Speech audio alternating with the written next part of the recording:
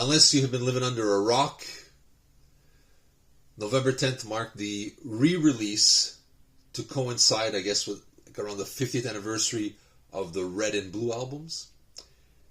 This time out, they're not remastered, but remixed by George Martin's son, Giles Martin.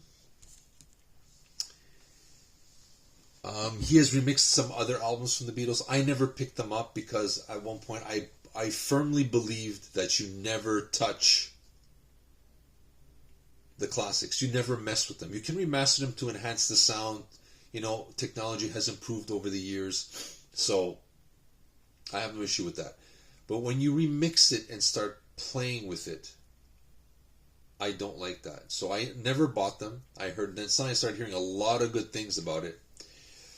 So like this Red and Blue compilation, when I first got it years ago, my parents bought it for me for my birthday because I kept asking about the Beatles and they didn't know which albums to get. They said, we were told this is the greatest hits packages. Listen to this. You have all the songs you hear on the radio. And then I did like what most people did in that era. You go, okay, I like more songs from, let's say Rubber Soul. So I'm going to pick up Rubber Soul. I'll start off with that album after. And then I'll pick up, the White Album, Sgt. Pepper, and so on and so forth. I use this again as a reference point of what I might pick up by the remixes. The remix albums from Giles Martin. So since I never bought them, the Blue album is going to be brand spanking new. And I'll start off with some background with it. Peter Jackson with his Get Back series, they've used this MAL technology or MAL technology to extract stuff, and Giles has used that on their latest single, where they brought out John Lennon's voice from a tape cassette and put onto a brand new song. He's doing this with all these other songs. So what happens is Giles is basically, with this set of songs, I think he's kind of making them sound more contemporary. As we used to have, hearing stuff on the left and the right, you might have a guitar, a bass, the vocals will be back and forth, back and forth. For the newer generation, they may not get that. They may be not sure what's going on. In order to centralize everything, these remixes kind of center the lead vocals and balances the instruments into a good stereo mix. So it's all balanced out. And I think it's a great job on the Blue one. I think it sounded for the differences, really quickly I saw that Dear Prudence and USSR are clean breaks, not like the White Album where you hear the plane still going. There's a clean break, but it works well. The elephant in the room that I keep hearing about is, I Am the Walrus. Yes, I think that's the one he's actually taking liberties, and that's where I have issues with. Don't mess with the song. Flush out the instrumentation like you've done. I have no issue with that because it's working well. But that one, you sat there and I went, I don't remember this, and I don't remember that, and I don't remember this, unless because he fleshed out these things, we're hearing stuff we never heard before. But it's not the song I know. So that's the one I'm having issues with. Besides that, I enjoyed that remix. I thought the bass playing was great. You hear the vocals, everybody gets a chance to shine. Paul's bass playing is amazing.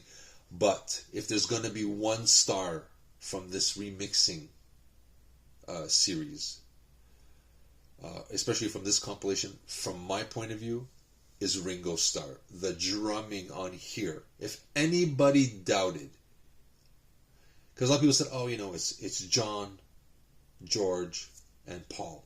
And then, of course, there's Ringo. That will not be said after this. I'm telling you, anybody doubted Ringo Starr's ability or him being deservingly in that band will shut their mouth after they hear these remixes. The drumming comes out and hits you like a ton of bricks. So, wow. Ringo, you got your just due with this set. I'm telling you.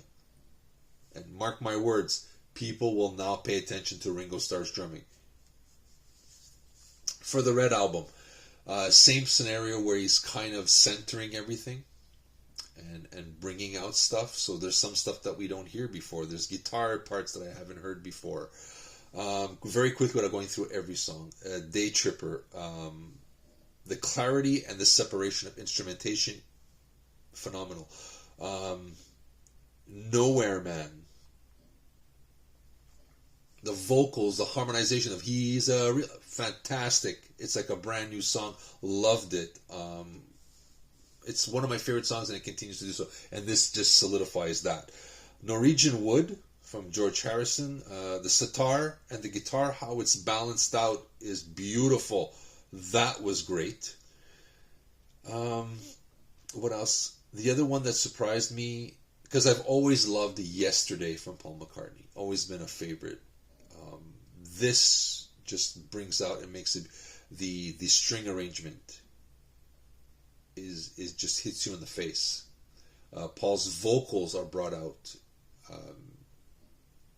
If anybody thought he couldn't sing, anybody, I mean, unless you lived on a rock, Paul McCartney is a great singer. This will prove it, because it was a sparse recording at first. This really brings out, flushes everything out. The clarity, the separation of the instruments, the strings, the acoustic guitar, Paul's vocals. This one is a highlight for me. And as much I thought I loved Yesterday from the remasters, I love this in the remix. Phenomenal. My minor quibble, if I remember correctly from the original Red album, I think there is an introduction to Help. It's not there, but that's a minor quibble. Now, for the albums, you have 12 extra tracks on the red and 8 on the blue. Now, we could go for days on what songs should be on there. For the blue one, Real Love, Free as a Bird, why they're not on there, I don't know.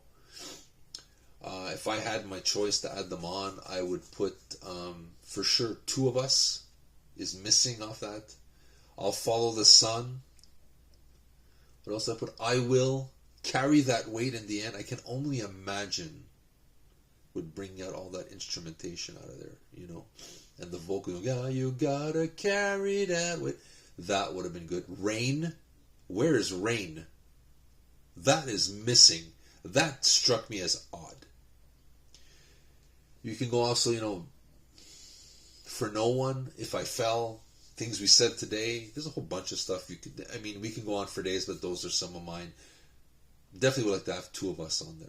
I think that's an underrated track, but that's me. All in all, this is made, I think, to get a new generation who may not get that mono thing, or that, when the instruments are all separated. I think this is to get them to sound contemporary. And you have to understand that it's Olivia Harrison, Yoko, Paul, Ringo all had to okay these remixes.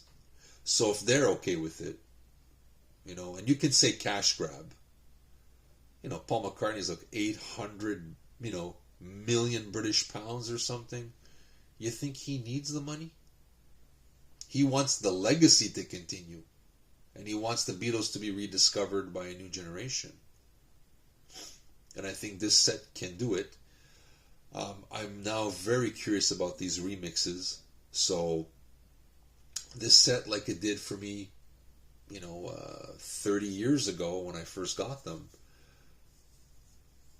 that got me into the Beatles. Now it's getting me into these remixes. And I'm going to have to say, I may be mistaken in my initial thoughts of never remix a classic album. I may be wrong, because some of these songs here, phenomenal, and it blew my mind. And it's like hearing a brand new song, but yet you know it. Although some songs you kind of stop and go, there's something wrong. Well, not wrong, but something's not the way I remember it. Like maybe the way it's centered. So it's going to take a few more listens for me to get used to it. But all in all, these remixes are good, and I'm very happy with them. It's another alternative to listening to the Beatles. Take it as it's an alternative version of a greatest hits package. or if you know somebody who's a lot younger who wouldn't get into that sound of, like I said, a bass here, a guitar here, and back and forth. It's centralized for the most part, and I think it's for newer fans. And I think, like, I got into it 40 years ago, someone will get into it today and say, like, hey, wow, these guys are pretty cool. And I think that was the whole point of this exercise, is to get them to sound contemporary. And I think Joss Martin has done a phenomenal job with it. He's got the magic touch like his father, and he did something which I thought you shouldn't do, which is remixing a classic album. But for the most part, he keeps the essence of what that song is supposed to be like. He's just flushing out the stuff that we haven't heard. And I think that just brings out a brand new sound to these songs without distorting the original integrity of those recordings. But that's my take. You let me know what you think. I'd love to hear your thoughts on this. Are you going to get these compilations, or do you have the remix albums? If you do, let me know which ones you have, and do you recommend them? I'd love to know. I think the way they're remixed here, since they're all are different albums, your threshold to accept the variances are a little bit more open than if I'm just listening to Rubber Soul. I think I'd be more critical. So this is, you have to realize that at one point it's going to be a different song from a different album, and it'll change. So I think that's why it's easier for me to process this. But if you have these remix albums, let me know if they're worth it. I'd love to hear from you. It would mean a lot to us and a lot to the channel if you hit that like button and subscribe. This is Steven with my initial thoughts on the remix of the Blue and the Red albums from the Beatles. See you soon.